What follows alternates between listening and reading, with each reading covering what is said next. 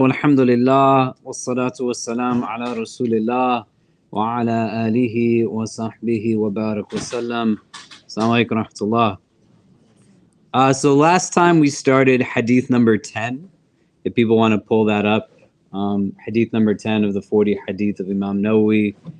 It starts, Inna Allaha tayyibun la yaqbalu illa tayyiba.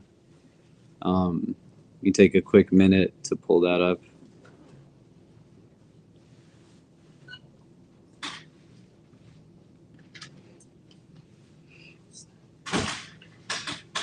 So hadith number 10 of the 40 hadith is where we left off on last time. And so just as people are pulling that up, one of the things we talked about last time was the first part of the first segment of the hadith, Inna Allaha tayyib, that indeed Allah is pure. And we discussed how Abu Huraira, who was the narrator of the last hadith, he was introduced into the community at a latter part of the Medinese period of revelation. And so one of the things that we can understand is even at a later time, the Prophet ﷺ is still speaking about who Allah is to his companions. It wasn't just a conversation that was reserved in the Meccan period. We talked about this in the frame of knowing who the divine is and how that's a very constant part of our tradition. The floor seats are still upstairs, so if people are just wondering where the floor seats are, we have still our Muharram Majlis program going on upstairs. So they're utilizing the chairs upstairs, so sorry about that. But feel free to sit wherever you're comfortable. If you need to sit against the wall, feel free. However that would work for everyone, inshallah. And one of the hadith that we looked at last week, the Prophet ﷺ, he says, تَخَلَّقُوا بِأَخْلَاقِ اللَّهِ, that embody the characteristics of the divine. That categorically, when we're trying to think about what goodness is, we know that Allah is good. We know that the Quran is good. We know that the Prophet ﷺ is good.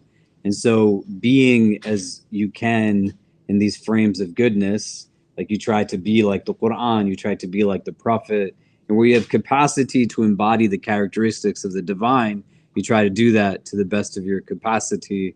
And where we ended, we said that you kind of learn about who Allah is from his books. So you learn the names of the divine.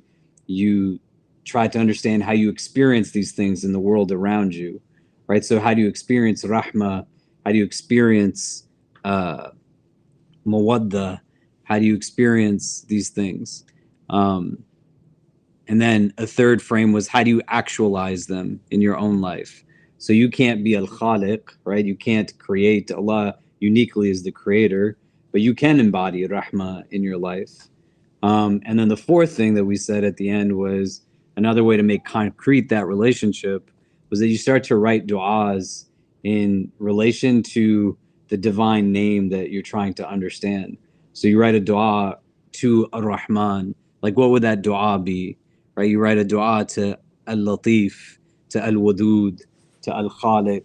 Like, what would those du'as be as you're building that relationship to Allah at a deeper level through the names that he's given us in his infinite wisdom for us to draw closer to him. So we wanted to focus on the second part of that first part now, La yaqbalu illa tayyiba, that he does not accept except that which is tayyib, that which is pure. And to distill this in a couple of different ways, we want to look at two previous hadith that become the foundation of what is something that's tayyib. Hadith number 1 in these 40 hadith and hadith number 5, right? And there'll be a kind of principle that we want to draw from that in a bit. But have people pulled up the hadith in front of them, hadith number 10 of the 40 hadith? Can we have somebody read the English and somebody read the Arabic?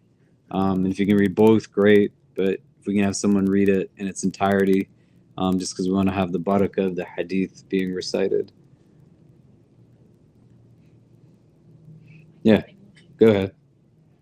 Allah the Almighty is good and accepts only that which is good. And verily Allah has commanded the believers to do that which he has commanded the messengers. So the Almighty has said, O you messengers, eat of the tayyibat and perform righteous deeds. And the Almighty has said, O who you believe, Eat of the lawful things that we have provided you. Then he, peace be upon him, mentioned a man who, having journeyed far, is disheveled and dusty, and who spreads out his hands to the sky, saying, O Lord, O Lord. While his food is haram, his drink is haram, his clothes is haram, and he has been nourished with haram. So how can his supplication be answered? So the hadith, can we have someone read the Arabic? Yeah, go ahead. عن أبي هريرة رضي الله عنه قال قال رسول الله صلى الله عليه وسلم إن الله طيب لا يقبل إلا طيبا وإن الله أمر المؤمنين بما أمر به المرسلين فقال تعالى يا أيها الرسول كلوا من الطيبات واعملوا صالحا وقال تعالى يا أيها الذين آمنوا كلوا من طيبات ما رزقناكم ثم ذكر رجلا يطيل السفر أشعث أغبر يمد يديه إلى السماء يا ربي ومطعمه حرام ومشربه حرام وملبسه حرام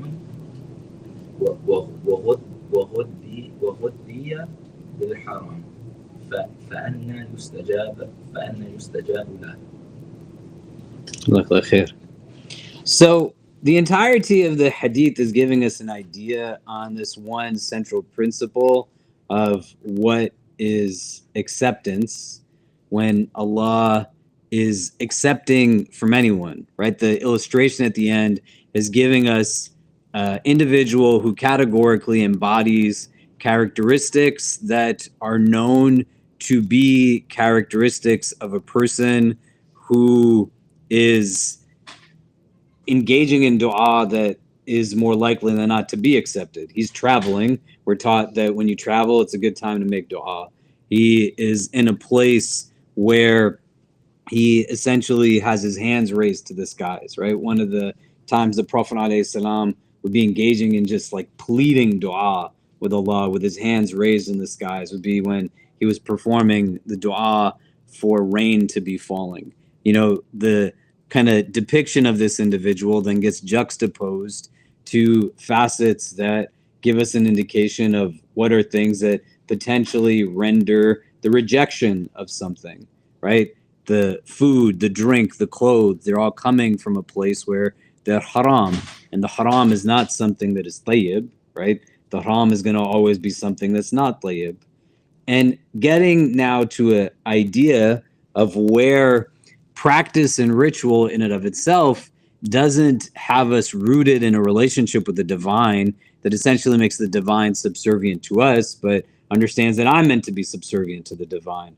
So I can think critically about my relationship to practice and action and understand it through this prism that if it's not being transformational, it's not yielding for me what it is meant to yield, right? Like kutiba alaykum as-siyam kama kutiba ala alladhina min qablikum la'allakum tattaqun, that fasting was written for you as it was written for those who came before you, so that you might potentially attain taqwa. If I'm not gaining the taqwa at the end of the fast, the issue isn't with the fast that's a time-tested exercise.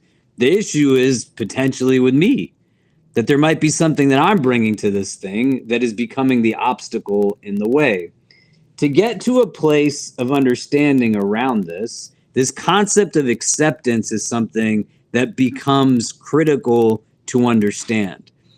If you don't know who God is, and we talked about this last week, and when you are engaged in your prayer, we're not meant to be praying just postures. We pray not in a vacuum, but we pray to God. And we pray not just with our bodies, but we pray with our hearts. You're in a place now, if you don't know who you're praying to or why it is that you're praying to begin with, then the acceptance of the act in and of itself is not necessarily going to be top of mind, right? It's not going to be in a place where I'm thinking about it in this way, that this is actually something that has capacity to be rejected or accepted. And I just fundamentally don't know which one it's going to be. there's no way for us to say definitively this action was something that I know is good with God. Can we have everybody move in a little bit, just so as people come in, they're not praying near the doorways? If you see anybody that's praying near the doors, just tell them they could come and pray in the front of the room. But we don't want to block the doors. You can move this to the side a little bit if people want it to be moved. Thank you. So we're going to talk about a few different things in terms of signs being of like accepted things that we do, actions that are accepted, this kind of stuff. Like, what are the ingredients that are necessary for something to be accepted? But I want you to think about this in a couple of different ways. So one of the starting points to this, I'd like for us to look up a hadith. So if you just write in like any search engine, hadith on the muflis, M-U-F-L-I-S. The muflis is the bankrupt one.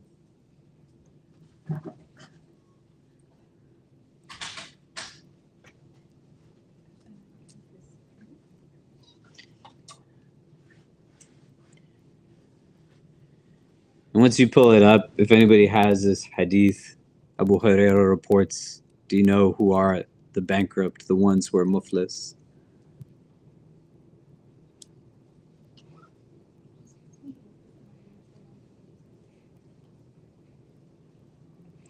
If you're here for the majlis is on the 5th floor. Yeah, no problem.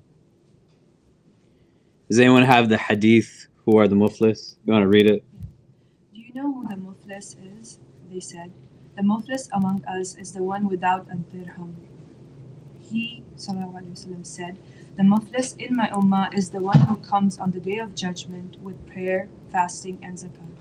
He comes, but he has insulted so and so, falsely accused so and so, eaten someone else's wealth, spit someone's blood, and struck someone. His good deeds are given to them. If his good deeds finish before that which is upon him is not paid off, the sins of those whom he hurt are transferred into his account. Then he is thrown into the fire.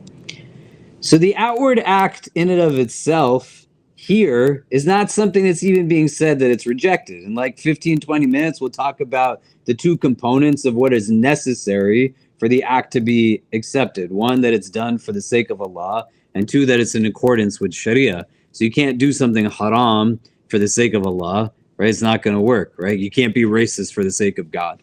So as much as you might get to a place where you wrestle with this, you have friends or family members who you know have gone through it, that you can't marry someone because they're not from the right country or the right culture. They're, coming from the wrong race or ethnicity. It's haram. Like, you can't be racist for the sake of God, And you also can't do outwardly for what is without the right inner state. That someone who ignites the flames of Jahannam, may Allah protect us from it, we are taught are the people who give in charity, they have a lot of knowledge, they're the soldier in the battlefield. Outwardly, seemingly, they're doing for the right reason. But inwardly, when the hadith distills it a little bit more, it says that they were doing this essentially for the approval of people, right? They were doing it for the wrong reasons. But I want us to use this as a starting point because it gives us a bunch of different understandings of this idea of actions. One, this hadith on the muflis is meant to be like a reflective hadith. You don't want to put your back against the wall or be dismal, because the first part of the hadith, in Allah tayyib, you got to remember who your God is. And so don't envision God as an angry old man in the sky looking for a reason to punish you. But in this hadith, the presentation of the actions are not done on a worldly scale. The acts in and of themselves are what one is assessed by in terms of a day of judgment, a day of resurrection.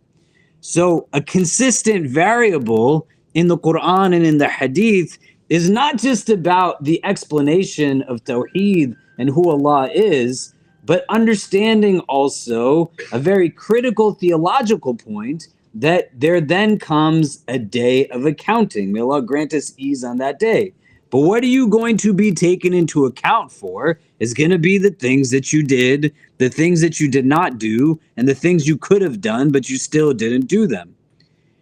And mindfulness becomes important because this thing of the day of resurrection is going to be a reality that every human being experiences.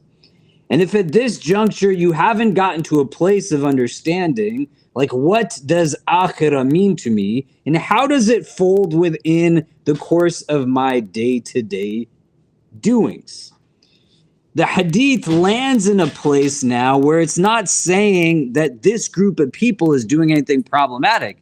It's saying, one, that these are people who are still within the ummah of the Prophet, but they become bankrupted, not in a worldly sense, a materialistic sense, but in an otherworldly sense. So their books have the things of prayer, fasting, and charity in it. The salah, the siyam, and the zakah. The hadith is saying explicitly, they're coming with this stuff. But they also insulted people, they also slandered people, they also were physically hurting people, like they're doing things that are creating now an imbalance towards Allah's creation. And the mode through which balance is restored on the day of judgment is that restitution in and of itself comes from you did all of that good stuff, but you still treated people like garbage. On the day of judgment, Allah is going to give everybody what is owed to them. So the account of acts that you have, that you are doing, right off the bat, if you did something that made someone else's life imbalanced and they need restitution in relation to you, then they start to get your good actions given to them. And if your good actions run out, then the bad things they did go onto your book. Does this make sense? And it's not meant to be understood at a theoretical, like it's illustrated very, very easily in terms of just the mode that is metrics of assessment. What I take forward with me from this world are the actions that I did, not anything else. You don't take like anything else with you.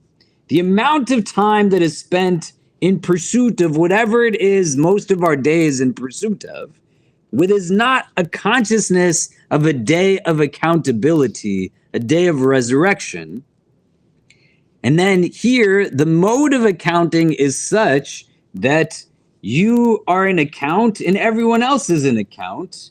And accountability also is then in a place where restitution is made. There's a beautiful aspect to this hadith, amongst the others, that says that questions of why and what is not relatively understood will be answered on the day of judgment. So somebody abused you and you want to know where then recompense comes in. You want to know like who was actually wrong in an imbalanced relationship. Power dynamics exist in this way. And if you exert power wrongly over someone, you're going to be accountable for it on the day of judgment. So parents don't get a green light to do whatever. They're going to still have to answer to God and not say, well, I bore this child into the world so I could do whatever I wanted to. Or how you spoke ill of somebody beyond their presence being there. You didn't do right by someone. You mistreated them.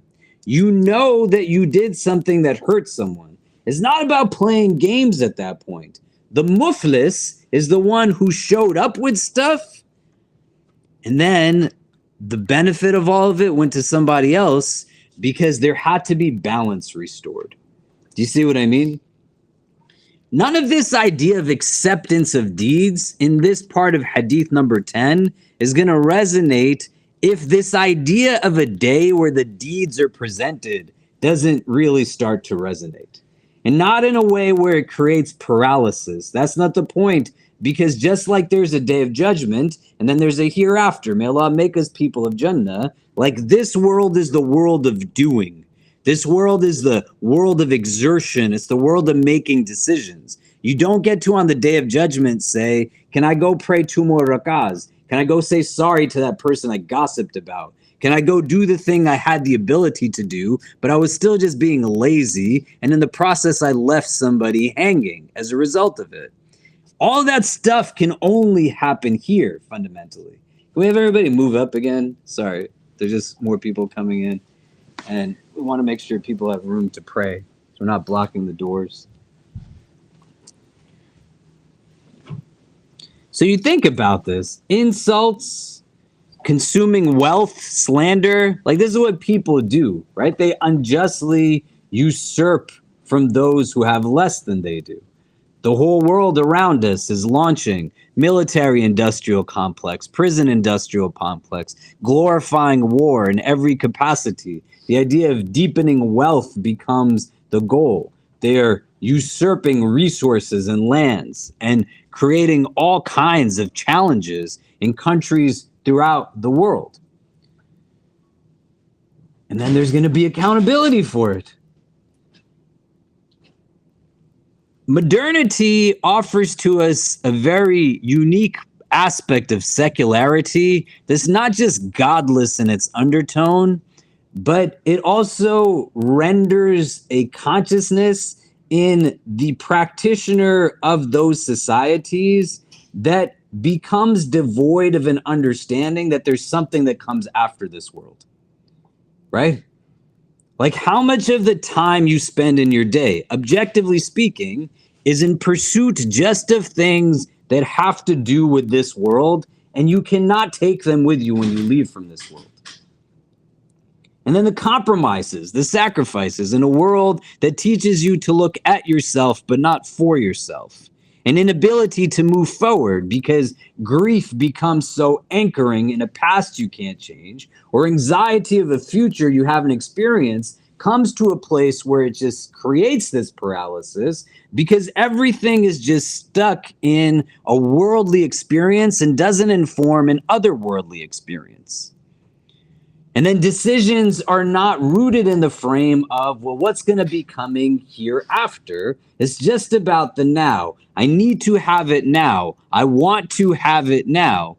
Everything is only about the now. And you just think objectively of how you lived this day. Was it a day that demonstrated through your actions that you believe that there's a day in which acts are going to either be accepted or rejected? Just how you treated or did not treat someone, the last week, the last month, the last year. And the society is purposely built in this way. When it's consumer driven, it teaches you that individual consumption is your not just priority, but your right. That you don't have to think about how it is you relate to other people. But the muflis is the one who doesn't think about how their actions hurt others, but Allah is watching everything. And in that place where this is being doled out now, acceptance and rejection, you're letting go of your good actions because they're going to be given to the person that you did not treat well. It's not a hard concept to understand, right? So what gets in the way?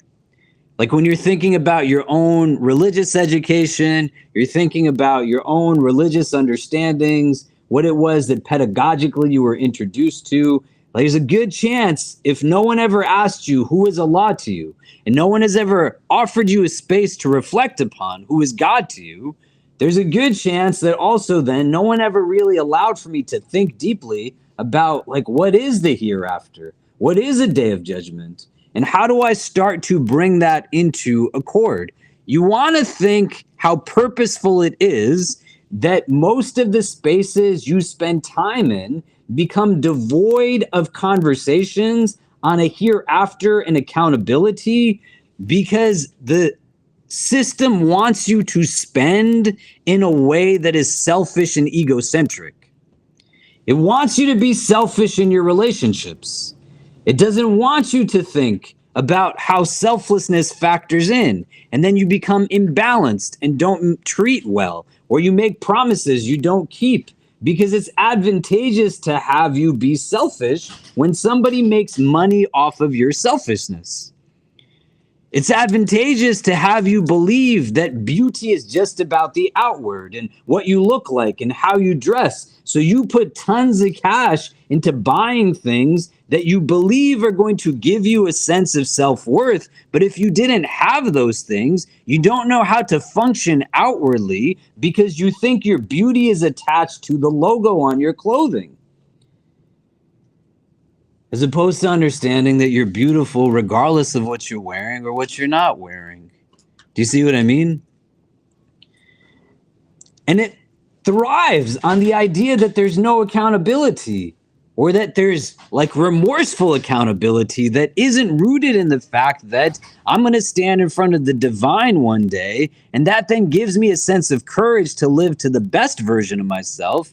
I'm going to just try to tell people, hey, don't tell anybody what I told you. You have no understanding of Allah being Al-Basir, the one who sees everything, Al-Alim, the one who knows everything, Ya Sami', the one who hears everything. That you mistreat someone, or you sit with your friends and you make a joke at someone else's expense, and then when they come around, you're quiet, but the earth that you did that on, it's going to testify you did that on top of it. Things that remain hidden are not just through the thin walls of your apartment, that you know that somebody is abusing the person next door. You know that the kids are crying next door, tears of hunger, and you just ate more than you could ever possibly eat. And you buy into a trope that says, well, if somebody just works harder, that means that they'll get something. They didn't work as hard as me. That's why they don't have it. No, man, that's foolishness. And the Prophet says to not be ignorant, to not be foolish. Don't buy into what systems of supremacy tell you to feed entitlement. Sit down and really think about it. And think for a minute, if you were standing tomorrow in front of Allah with the life you lived thus far, not just about the good actions you've done, may Allah accept it from all of us, or forgive us for the wrong that we've done, but just in the frame of this hadith, the muflis, how many people would come and say, you got to give some of that guy's good deeds to me because they made my life hell living in this world? They gossiped about me.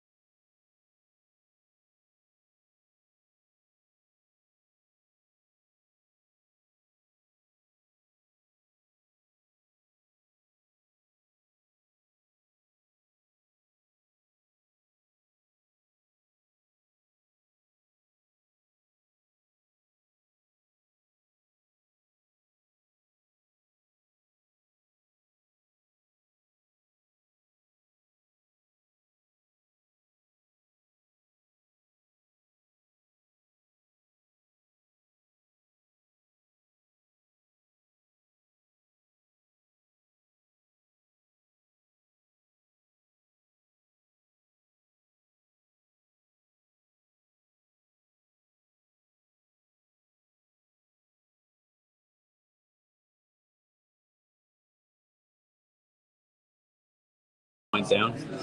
Yeah. But that whatever is up is fine. Yeah. Okay. Thanks, man. Okay. So, what are we talking about? How do we understand? Because this is like a paired theology, right?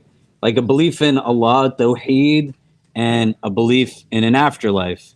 This whole idea of this hadith, in Allah tayyib, la yaqbalu illa tayyiba, like the acceptance part to this requires an understanding of, well, how does all of this kind of function? And so when you're here now, right, who is the muflis, as the Prophet says, and here is where there's assessment, there's restitution, there's balance being made. So how do we understand like this concept even of itself before we get into like, well, what is the act? You got to buy into the idea that it plays a role in something bigger than this, right? So what do we discuss? What do we talk about? We talked about what gets in the way. Yeah, what gets in the way?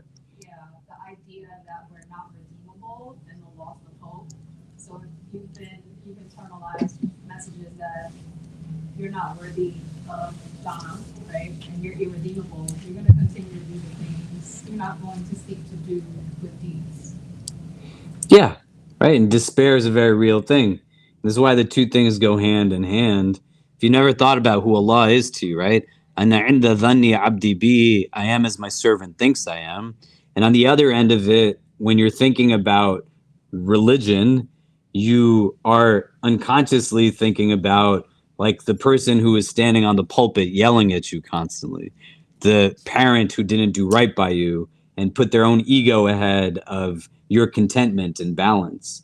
You are in a place where you went to a college MSA and like the king of the MSA basically ruined your life because all they pointed out was everything wrong that you did and made Islam kind of very much so in that frame. Do you know what I mean? And it can be a certain contributor to some of these kinds of things, right? It creates like a despondency that is hard to overcome, and recognizing it becomes a first step, and then being able to say, like, this is not who I know my Allah to be. The God of Muhammad sallallahu alaihi wasallam gave him hope and gave him strength and gave him courage, enabled him to bear the burden of carrying a last revelation to all of mankind. Why don't I believe in this God of Islam? Like, who is the God I believe in? That then in turn is the God that is the God of this day of judgment. What else did we discuss? Yeah. So this is regarding a conversation I had with my friend a few days back, whose husband is a convert, and he was reading Surah Lahab, and he just found it a little too. He said that a God who calls himself a Rahman wouldn't create a hell, or a hell that is just the way it's described in the Quran. And then we sort of began discussing about how there've been war criminals who've walked on earth, and they've really caused like mass murders. They've destroyed communities, and they're still being celebrated to this day, or they've really looked up at. And I think you need a Lord, because Allah calls himself the just. You need a Lord to create hell or to have the day of judgment, because he also needs to provide justice to all the people who were wronged on this earth. Yeah, and fundamental to our understanding is this idea that if I don't get it, that likely can be seen in this way, that maybe God got something wrong, or what Islam is built off of, that's a hard thing to wrestle with when you're growing up in American exceptionalism and entitlement, is I likely just don't comprehend it. I don't get it. But it doesn't need for me to understand it in order for it to be true. My comprehension is not the variable that creates the validity. And these are not things that exist in conflict, that I still believe Allah is Rahman and Al-Adl and everything that he tells us he is, and all the things that we don't know of him that he also is. But it comes back to knowing who is the divine, right? This is why we said when we looked at the Hadith Jibreel and some versions of this Hadith, the first question that's asked is, what is Iman? Not what is Islam? Because Iman has to precede Islam. Like the faith becomes a necessary variable to the practice, you know? And think, if somebody walked in here right now, right? And they took their Shahada and then they said to you, what does it mean to be Muslim? Would you sit down and be able to talk to them about the theology that pairs, right? The belief in the divine to the belief in the afterlife. Man kana yu'minu billahi wa bil yawmil akhir. Whoever is believing in Allah and the last day. And it creates a conundrum because then when you're surrounded by Muslims who don't live as if they believe in a last day, it becomes hard to find empowerment through these things. Do you know? I believe in this part, but not necessarily this part. My decisions become difficult for me to then take ownership over. Do you see? What else did we discuss? Yeah. I grew up in the US and I grew up going to Sunday school, but I feel like I had a very superficial understanding of Islam, and I think as we know, like there are 3 levels to our faith. There's Islam, Iman, and Ihsan. And I was really just taught like the outer levels of our faith. So like the ritualistic understanding of, you know, you need to pray 5 times a day, you need to fast, you need to donate. And it wasn't until, and then I also like went to the mosque and learned how to read Arabic and read the Quran in Arabic. And it wasn't until I actually read the Quran in English in like a language that I could understand from cover to cover that I began to actually understand what our faith was actually, what Allah's trying to tell us through our faith. And I think that maybe if I had learned about Islam in the inverse of the way that I learned it from Ihsan first, like from the spiritual inner dimension of our faith, I would have understood the emphasis that the Quran also has on the Day of Judgment, and made the connection between all 3 of those levels. And it wasn't until I developed that understanding that I was able to kind of make the connection between like actions that my actions and like how they will be judged in the afterlife. Yeah, right. And it's likely a scenario that a lot of people can relate to, that you're given one dimension and not multi-dimensions. And the Hadith Jibreel, the second hadith in this collection, is an important thing to then engage, that this is a multi-dimensional religion. If you have one dimension of anything, it's simplistic. It's a straight line. That's what one-dimensional understandings are. 2 dimensions bring shape, and 3 dimensions is what brings volume and depth. That's what creates beauty. That's why that's called ihsan. Do you know? But in the recognition of it, then you got to do something with it, right? It's not ihdina sirat al-mustaqim, guide me to the straight path, so that you know it's there. Now you know what is right. You got to be bold enough to walk on that path. And some of that is this hadith, man mal muflis, like who is the bankrupt one? Like go say sorry to the people you didn't treat well, or stop treating people terribly, right? And don't validate and justify being parts of things that also are predicated on hurting other people. Who cares how much money you have if it's going to be an entry point for you to be denied like maghfirah? Because all these people are going to come and say, that shirt you wore, right? This is the end of the hadith, right? The clothes are haram. It might not be that I'm not wearing like a shirt made out of weed, right? But if I'm wearing a shirt that is, I don't know why that was the first thing that popped in my head, but like if I'm wearing this and a bunch of kids had to die in Bangladesh for me to have it, how are they not going to come on the Day of Judgment and say this? Do you know? And it's not like you got to take a step back and determine if you buy into it, then you let it be objective understanding that says, oh my God, like if I buy this thing, I'm supporting this system that deprives people of things. It's not meant to be clever, but it's predicated on you not having taqwa, right? Consciousness and wakefulness rooted in a divine imperative. Do you know? So why would you want to sacrifice Jannah potentially so that you look nice for 5 minutes based off of a society's understanding that celebrates the ugliest forms of egocentricity rooted in supremacist ideals of whiteness and entrenched in anti-blackness? Who cares if they think you're beautiful? Like, really? Who cares? Who fundamentally cares if you get their validation, but it serves as the potential of you being answerable to God and God's creation in a way, right? Abdullah ibn Amr ibn al-As, he's with his father, Amr ibn al-As, who we were talking about in the Wednesday Sirah class. He's the one that follows them all the way to Abyssinia to bring them back to Mecca, remember? And then he takes his shahada, he converts to Islam.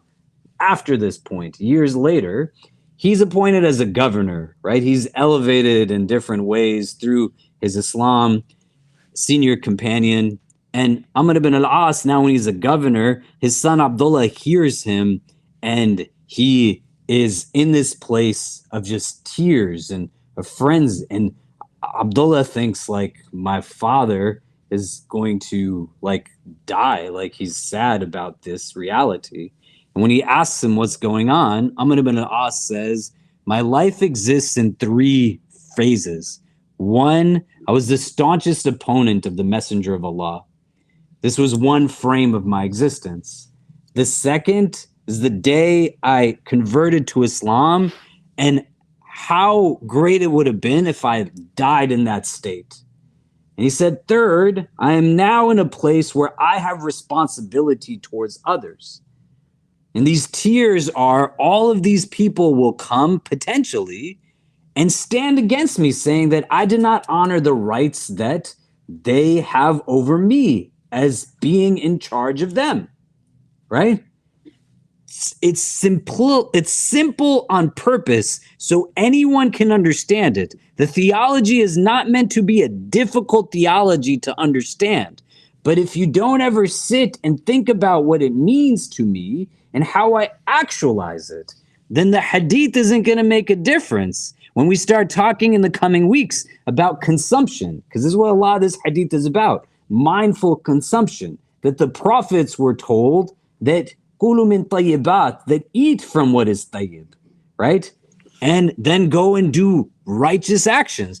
You're not going to care about what you're feeding yourself if you don't think about how it's fuel for your actions, and then your actions are what you're assessed by in the world beyond this one, right? May Allah make us people of Jannah.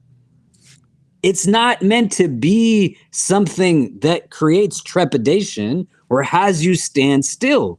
But the theology is something that's meant to inform. In the same way we said at Jummah on Friday, you can't be afraid to be different. You're Muslim. And that's not just in comparison to people who are not Muslim. But if you are in groups of people who their Islam is a sociological identity variable, they've inherited Islam, and then they put limits on things that Islam does not put limits on, then you'll have to, at times, be different from your family, be different from your friend circle, be different from people around you. Even if not for anything, it's for their sake, so that they're not now accountable, and on the day of judgment, they are going to be in a place where their good deeds are being doled out, and then our wrong deeds are being transferred to them. You want people to have a mindfulness of this reality, that there is an hereafter. And you want to be somebody who, when you walk in, you're not like the Sharia police annoying people, but in your presence, they're reminded of Allah, and that Allah is a God to have hope in, a God to draw strength from, but also a God that I'm going to stand in front of one day. When I stand in front of that God, what am I standing with? None of this stuff. I'm going to stand with what I did, what I did not do, and what I had the ability to do, and I still did not do it. Accountability is a central value in Islam, and Shaitan skews it to make us, in that frame of accountability, have unhealthy anxiety and guilt towards Allah's creation, while we are in a place where we are then denying the rights that Allah has over us. Allah is God. Other people are not God. Your boss is not God. The money is not God. The clothes are not God. The ego is not God. Desire is not God. Lust is not God. These are things that will contribute to action and inaction. But they still fundamentally are not God. God is God. That's why La ilaha illallah informs decisions. And this is the first thing they're teaching an entire Meccan society that has no sense of accountability. You know why you need accountability? Because if you don't, then you bury your daughters alive. If you go to Umrah with us, we show you where they buried the girls alive in Mecca. It's still visible. You can go and see. This is where they buried their daughters alive. When there's no accountability, they don't care if they're killing babies. They don't care. There's no accountability. You think your Fajr is just for you. And your Fajr is not for all of us. You think it's okay for you to not do right by your heart because the state of your heart doesn't impact the rest of us.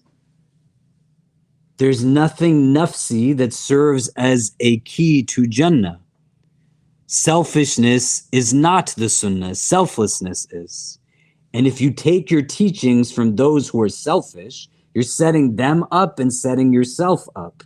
But accountability is a necessary factor. And this religion, juxtaposed to other religions, people want to just say, well, like, love is everything, right?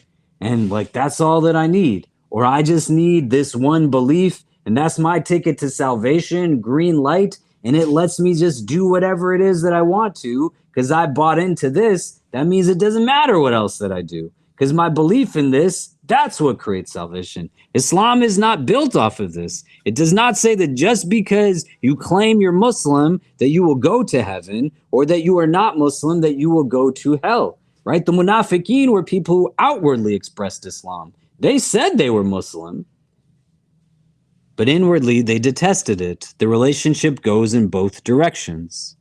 Accountability is meant to be your motivator, not what suffocates you. Shifting the paradigm on the value becomes important, so that when you're standing in front of the person who makes you shake in your boots because they have this unhealthy control over you, that how can I get up to go and ask this person that I need to pray my prayer right now? They're not the one that you're answerable to. And just like you, they're going to stand in front of Allah too. Don't give them, out of love, a reason to be held accountable for being an obstacle for you. But out of love, especially if they don't get it, you need to do what's right for your sake and their sake. And sometimes doing what's right is hard. Does that make sense? That accountability variable, you want to reflect upon it. That's what's being taken into a day of accounting, like accountability. And you can't go and change the acts that you did prior to, but you can erase them from records or ensure that accountability is not in an otherworldly sense, because you try to make whole what you can make whole here and now. And then you wake up in the day and you make the dua, that you don't start the day miserable, that, oh man, I can't believe I got to get up and do another one of these days. Do you know? The Prophet's day started with dua, right? Alhamdulillah, alladhi ahyana ba'da ma amatana wa ilayhi nushur. the first thing he's saying when he wakes up is Alhamdulillah. It sets the trajectory for the rest of the day. And then you're just going out and thinking like, where do I see the openings? Where do I shift and take the difficulty in anticipation even of the ease that comes? Do you see what I mean?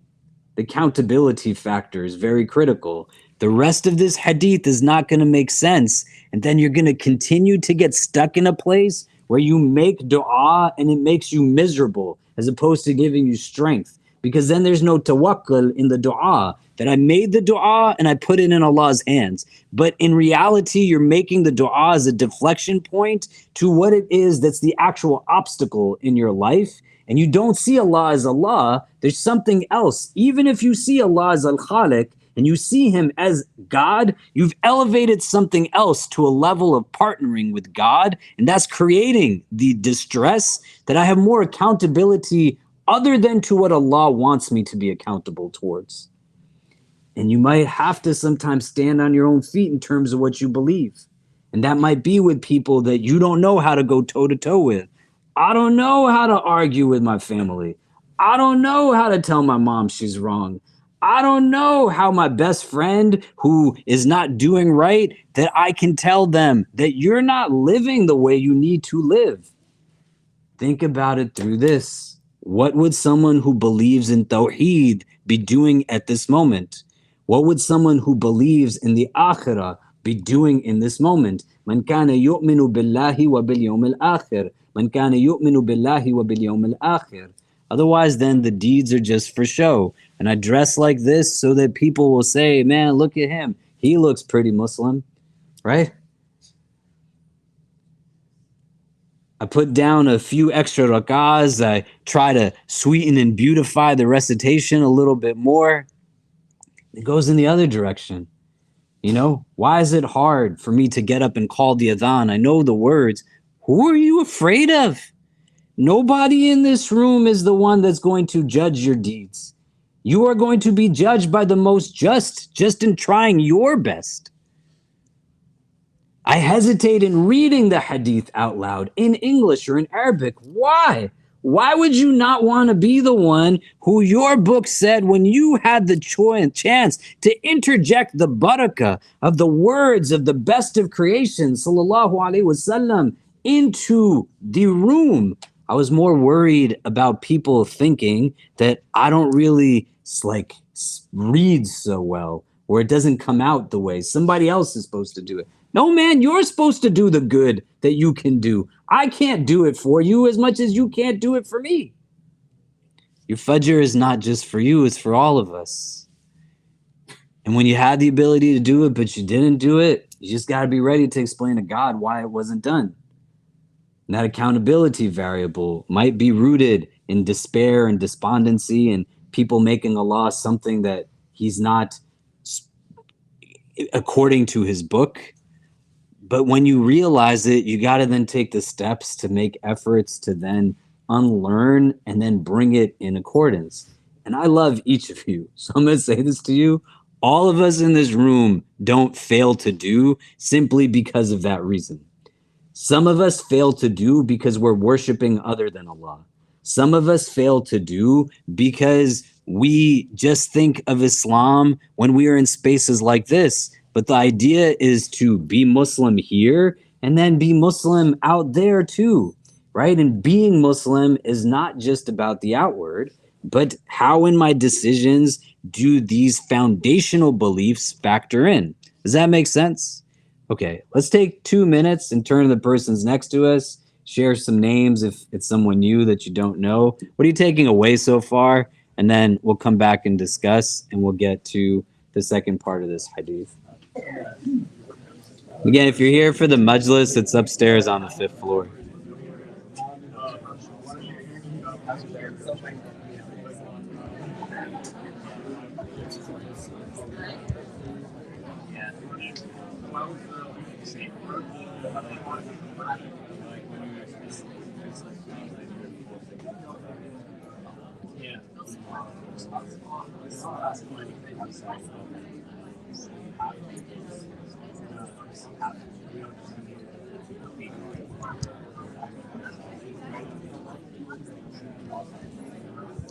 That's one practice.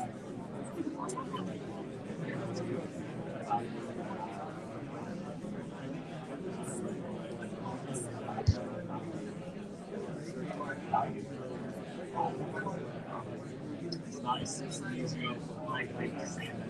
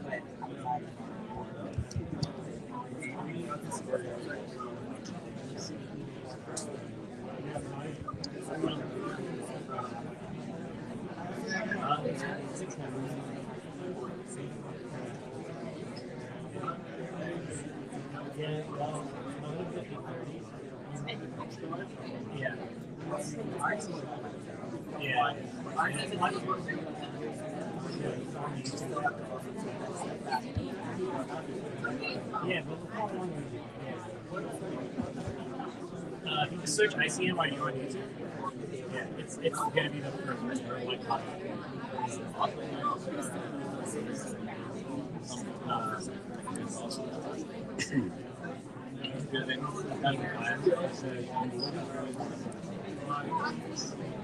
like victims,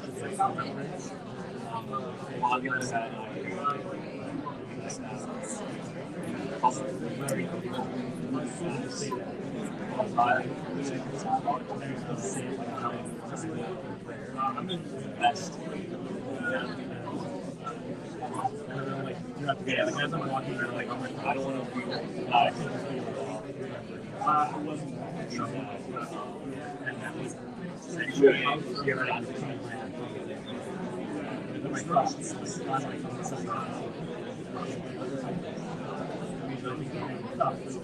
like if I'm constantly like, my God, okay, well, you need to take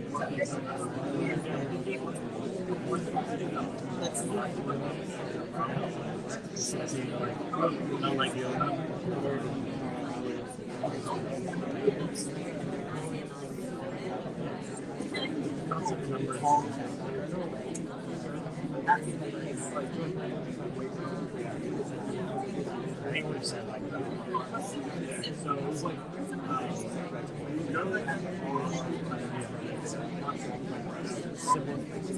I think said accountability.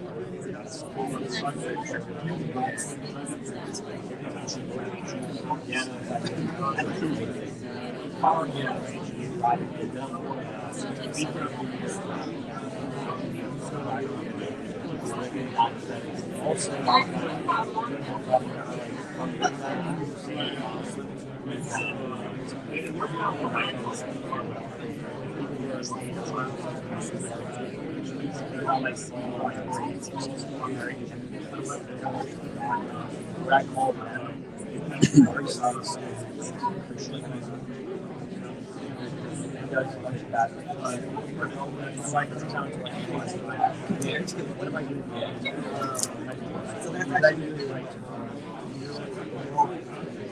yeah, it's work.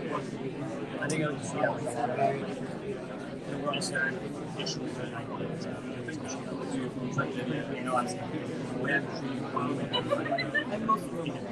Okay, what are some of the things we're taking away so far? What's coming up for people?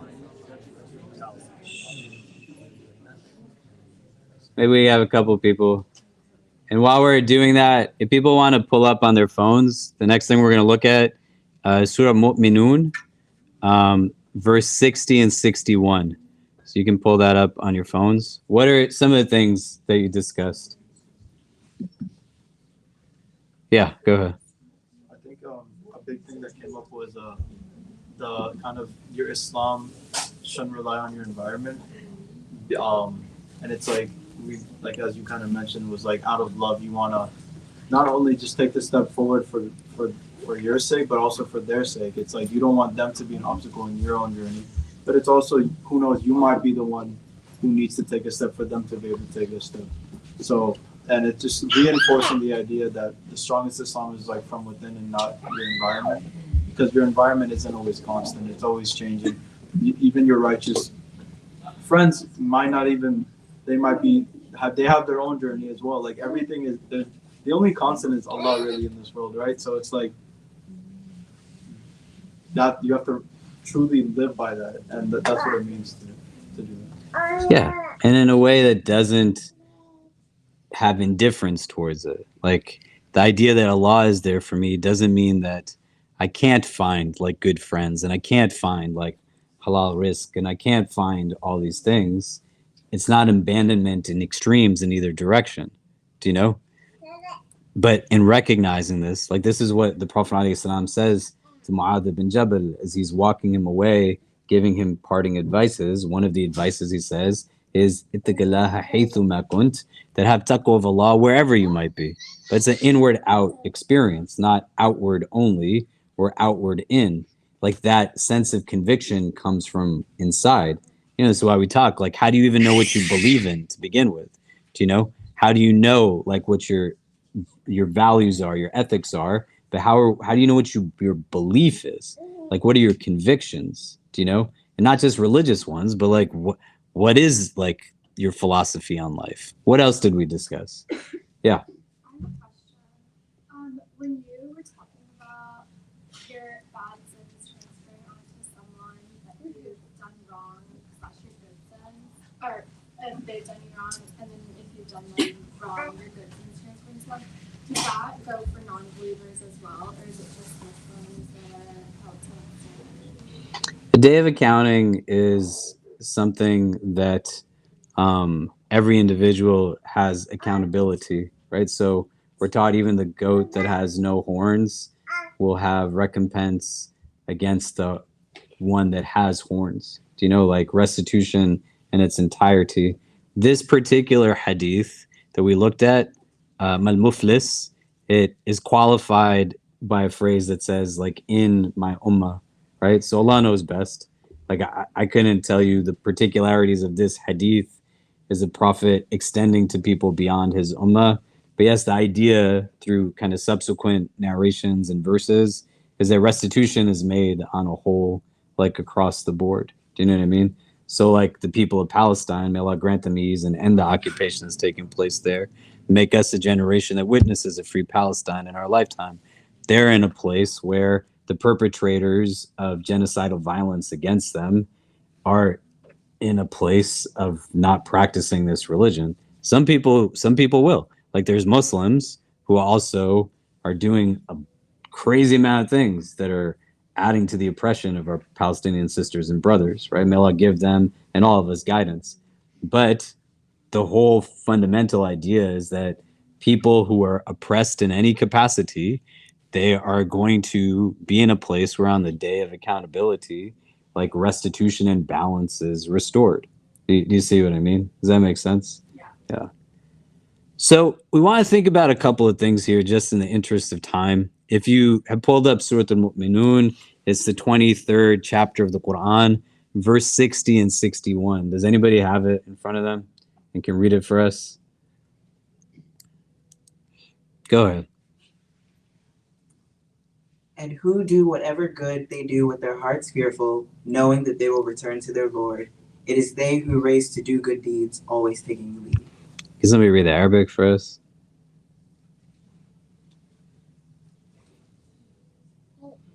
Yeah, go ahead, Harth.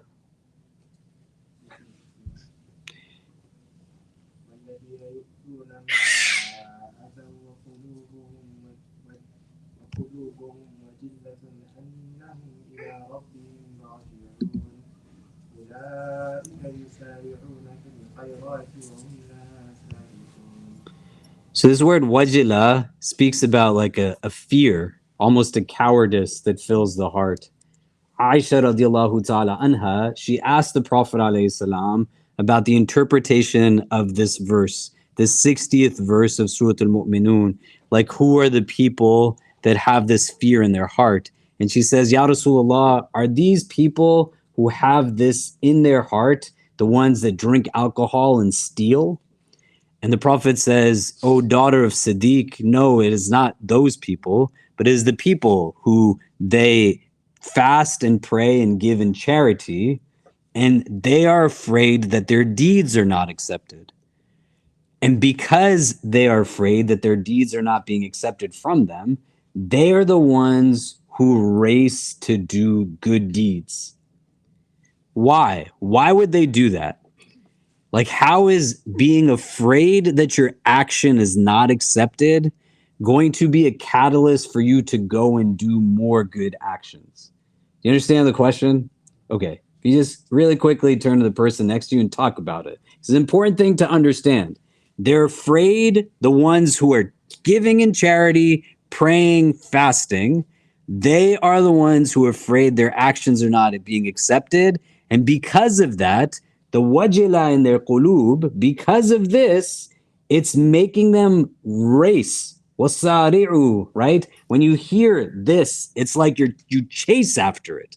You know, like don't chase after dunya the way that the Quran says, Sari'u ila magfirah, the magfirah of your Lord. That's what you want to chase after, right?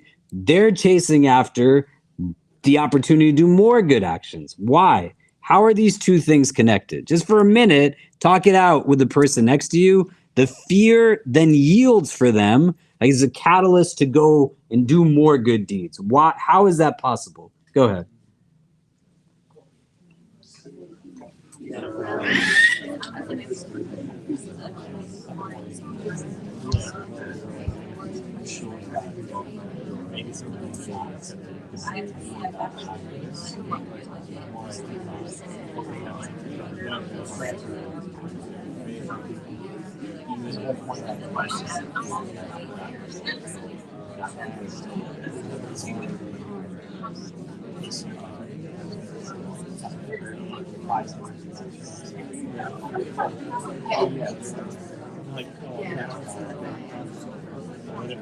Benefit of the goodness. Well, I guess it's do it like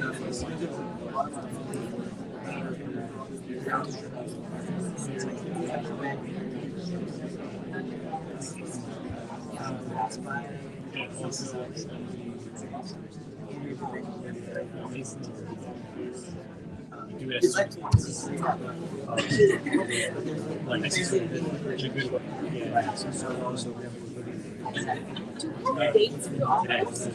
Yeah, if you go to the first office, they'll bring a box of it. Yeah, thank you.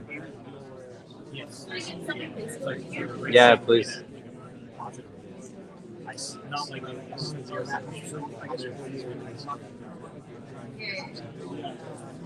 well, I guess they are driven by fear, but their response to that fear is that yeah, they're going to exactly. Yeah, so their response to the fear. Right. So yeah,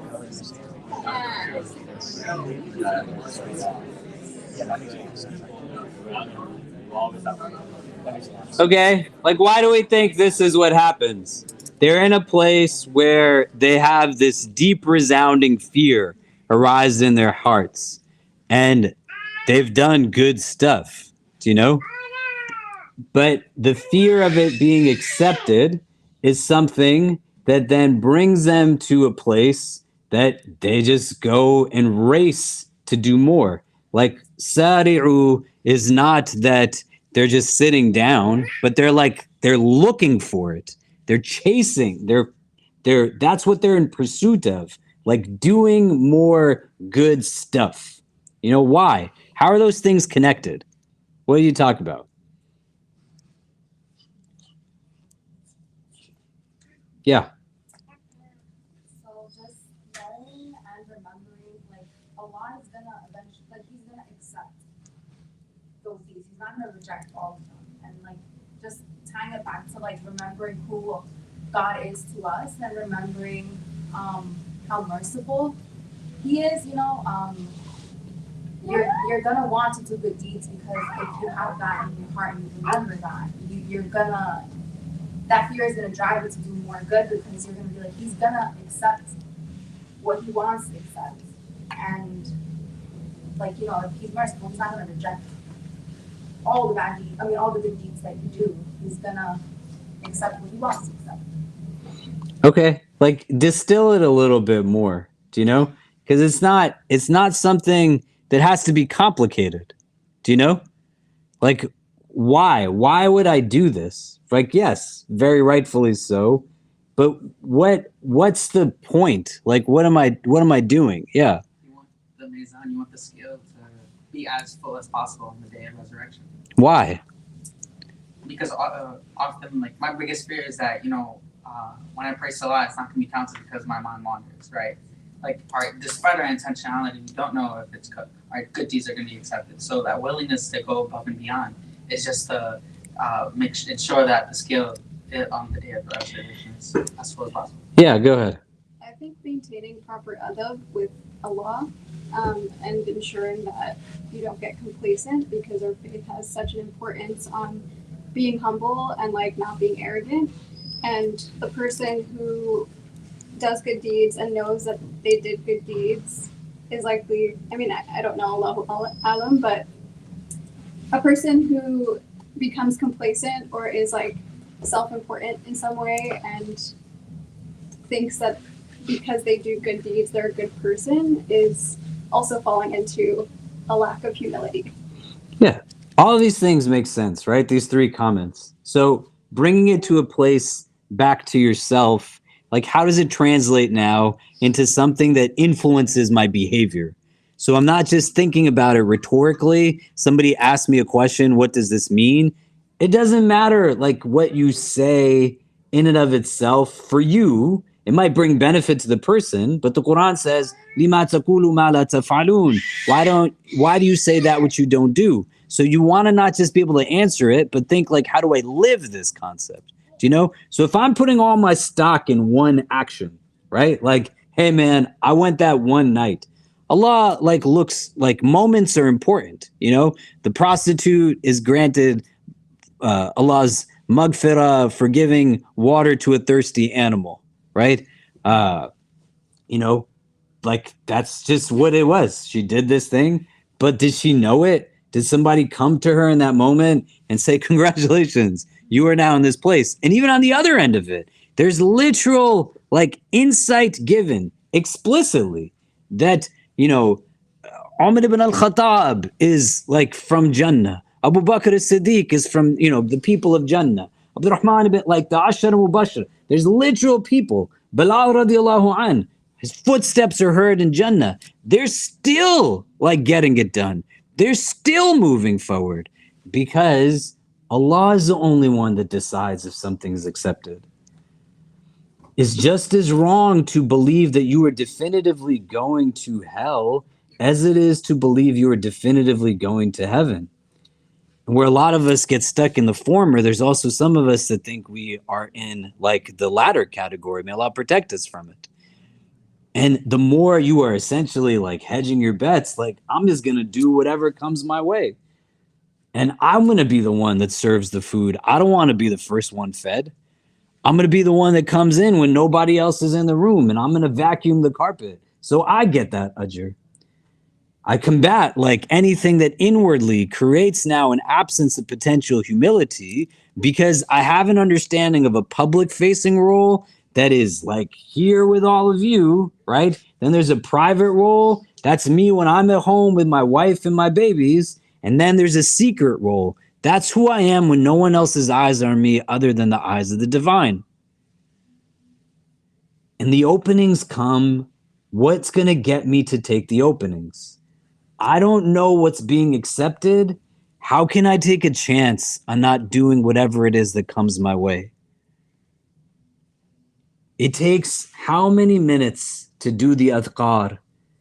Subhanallah, Alhamdulillah, Allahu Akbar at the end of a prayer. Literally, how long does it take you to pray your prayer? Surah Ikhlas, Surah Kawthar, Surah Ikhlas, Surah Kawthar. You're doing it anyway when you do it, but do it strategically and mindfully. Why does it make sense to leave them all till the end of the day? Not because you struggle with it, not because it's difficult, but the nafs is in control. Shaitan's waswas is in control. The insecurity, the doubt that they tap into is insecurity that they're getting you to, right? And you got to go at a pace that makes sense. You don't want to hammer someone, but back to yourself. You have high expectations so you can meet who you can potentially be. I can tell you story after story. Young man comes to our center, first 20 years of his life, he doesn't pray at all. Comes one day, he said, today I prayed this prayer in congregation the first time in my life. A week later, he said, I prayed 3 times today for the first time in my life. And then he goes like a week, he goes a month, he goes a couple of months. And after however many months, then he's doing all 5 of them consistently. He started from a place and doesn't have to hate who he was that brought him to it. And we don't have to hate on him, but we give him encouragement. And the same way we give him encouragement, you encourage yourself. You speak to yourself with the positivity that's absent from the voices that are supposed to be speaking to you positively, but their own nafs is pushing you down. And they put into your heart words that create heaviness that make it hard for you to then take advantage of the openings. Because you're always worried, if I do this, is this person going to be upset with me? As opposed to thinking, like, what would Allah want for me to do in this moment? And then I put my trust in there, and then I know whatever's going to come after, like I did in my capacity, and then Allah knows best.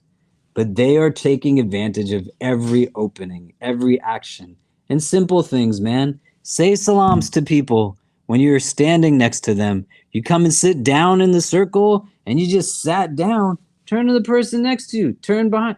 You don't know that everybody's Muslim next to you right now? Like, did you think that you were the only Muslim in the room? Right? No, like, surprise. Most people are. Some people are not. They're just here, and we love that you're here too. But there's a good chance the person next to you, behind you, in front of you, why? Just say, Assalamu alaikum. Like, why is it hard? Simple actions. Nobody's telling you to go build like a house in Washington Square Park for the homeless, right? But just say salams, and then it impacts your heart, and it creates residual kind of gain. This is one of the things that we'll talk about in the coming weeks, that they say the signs of accepted deeds, and Allah knows best, is that it creates the opportunity and the actual taking advantage of doing more good deeds. That you don't just stop with one, you keep doing it, and you're transformed, and you're going. Yeah. No, you're not bothering me. As a convert, I think one of the things that really helped me is constantly trying to improve on my deen, because I don't really know Islam enough to actually do certain things mindfully, so I constantly have to try to learn new stuff to make my deen as strong as possible. So I think going on what you said and to make it digestible for the 21st century, I think it's about having a growth mentality so that every day you find new ways to learn more about Islam and like solidifying your iman by doing more, learning more, and just constantly believing in the fact that the more you want, the more He's going to give you. And there's this one thing that I've always heard, that you take one step towards Allah, Allah takes 70 or 20 steps, something like that. So if you try to search meaning and goodness, Allah provides just so much more. That I would say that's what happened to me. So growth mentality. Yeah, mashallah, right? And it changes it. Positivity, like it changes it. أَفَلَا أَكُونَ عَبْدًا شُكُورًا. Should I not be a grateful servant? There's a positive element to it, not a negative element. And you rework the consciousness in your frame of perspective. If you look at hadith number 1 of the 40 hadith of Imam Nawawi that we looked at like starting months ago in September, إِنَّمَا الْأَعْمَالُ بِالنِّيَّاتِ, right? It's the very first hadith. Indeed, actions are by their intentions. And then you look at hadith number 5, the hadith of Aisha, that whosoever like introduces into this affair of ours something that is not of it, it's rejected, right? Hadith on innovation, you know, but these two hadith Hadith number 1 and Hadith number 5, they give us the components of what an accepted act is. The one, the intention is what it needs to be for the sake of Allah. And then Hadith number 5, that you're doing it according to Sharia. You know, like you're not doing it according to Hawa. And these are like the two frames. Like something is either like what God and God's messenger want me to do, or everything else is like rooted in desire in some capacity. Hawa, tawfiq is when these two things align, that what Allah wants and what I want, they go hand in hand, right? That's success. Do you know? May Allah make us from amongst those who He grants tawfiq.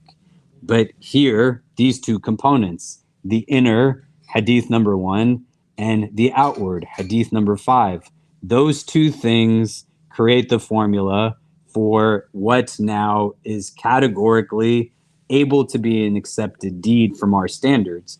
Fundamentally, it's in Allah's wisdom what He accepts and what He rejects. You just try your best. But it's not a mode where we create this idea that says, you don't know my intention. Like your intention cannot validate the doing of something that is not in accordance with Sharia. You could struggle with something, it could be difficult. The act of struggling and doing something that is difficult in and of itself does not disclude you from anything. You know, so Abdullah radiallahu anh takes the had punishment for drinking, and people speak poorly of him, and the Prophet says, don't say such things.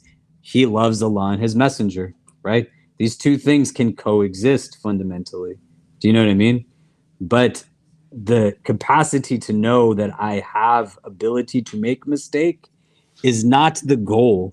The ability to know that you can make mistake, as well as the ability to know that you can do immensely beautiful things.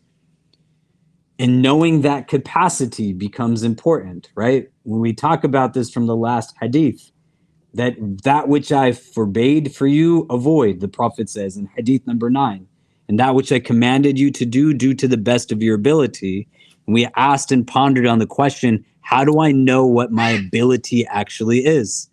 How do I know what my capacity is?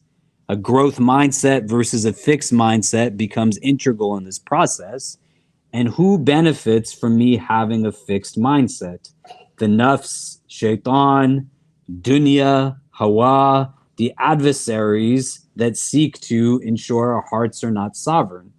There's a lot of people who make a lot of money off of you being scared to practice Islam. And not just in praying your prayers. They don't want you to tell people that kindness and generosity and compassion and gentleness is the way to go. The fuels from harshness and being in a place where you stratify society through principles of racism and classism and entitlement, they then create an ease for people to determine more with facility who has and who has not, based off of principles of race and class. Can you imagine if the first things you taught someone about Islam were foundational hadith that were taught when we start to study this religion? The first hadith that you're taught in majalis of hadith is the hadith al-Rahmah. Ar-Rahimuna yarhamuhum ar-Rahman, irhamu man fil ardi, irhamkum man fis sama. That the merciful one is merciful to those who are merciful. Be merciful on the earth. The one who is in the heavens will be merciful to you. And it sets the parameter of all of the stuff that you do. So these prayers have intentionality with hadith number 1, innamal a'malu bin niyat, and hadith number 5, right? That which is introduced that is, you know, not of our way, of this religion of ours, of this, it's rejected, right? Waraddu, it's rejected. Do you know what I mean? So who can tell you that this is not a part of it? In Allah rafiqun wa yuhibbu rifq wa yu'ti ala rifqi ma la yu'ti ala al-unf. That indeed Allah Azza wa Jal is kind and He loves kindness, and He gives for gentleness what He does not give for harshness. It's a part of the deen. Do you know? Do you see what I'm saying? So those two components, and the gist of it is to not just memorize it or learn it, but to act on it. Intentionality can transform any action so long it's within the prime of the sharia. So when we put the spectrum of the ahkam, and we said fard and haram are at the end of it, and then mustahab and makruh, what is recommended and disliked, and then mubah, what is neutral, is in the middle, that theoretically everything to the other end of haram can at some level be permissible. But you bring intentionality that is rooted in the starting point of this conversation. How is what I'm doing here going to inform where I'm going to be in the world after this? The work that I'm doing right now, it doesn't mean that the work in and of itself has to be the most empowering stuff. Your job is sometimes a means to something. You bring intentionality to it that enables it to be understood more broadly. The relationships you have, the work that you do, your studying, your sleep, your eating, every mundane can be transformed, and then it has the opportunity to be an accepted action. May Allah accept all of our actions.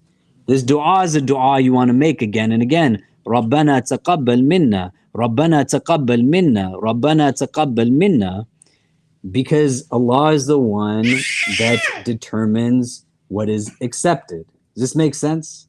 So we're going to take a pause here and break for Maghrib. If you want to help us finish, for those who are fasting, there's dates being passed around.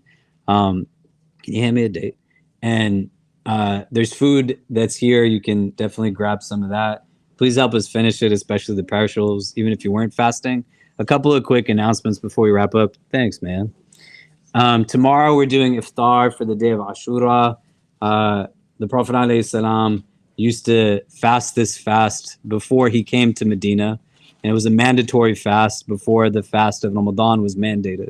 When he came into Medina, he found Jewish people fasting it and asked them why they were fasting it. And they said that this was the day that Musa ﷺ was set free from Fir'aun, right? The seas part and everything. And out of gratitude, like this is a day of fasting. And the Prophet says, we have more right over Moses than you do. And so this was a fast that then added that nuance to it. So that day of Ashura is tomorrow. It's recommended to fast either the day before or the day after as a point of distinguishing from other nations how they fast on that day. If you fast only tomorrow, that's fine also. We're going to have iftar tomorrow here in the 5th floor room. So if you come to pray Maghrib, or at 6:30, we'll have a halaqah beforehand, and then we'll have food and iftar for everyone. And come even if you're not fasting, you're not able to fast, just to be in community, right? These are inshallah gatherings that Allah's angels are descending in, right? May Allah make this from amongst those gatherings. Tomorrow, you want to be in like a Mubarak gathering. Everyone's fasting, we break fast. It's a good time to make dua. So try to come. If you can fast, try to fast. If you didn't fast today, if you have the capacity to fast on Wednesday also, try to do that. But if you can only fast tomorrow, then do your best to fast tomorrow as well, inshallah. Does anybody have any questions on any of that? Yeah, so at 6:30, we'll have a halaqah before iftar upstairs, and then we'll have iftar for the community, inshallah. Okay, jazakallah khair. So somebody wants to call the adhan for Maghrib, and then we'll pray in a few minutes, inshallah. Assalamu alaikum wa rahmatullah.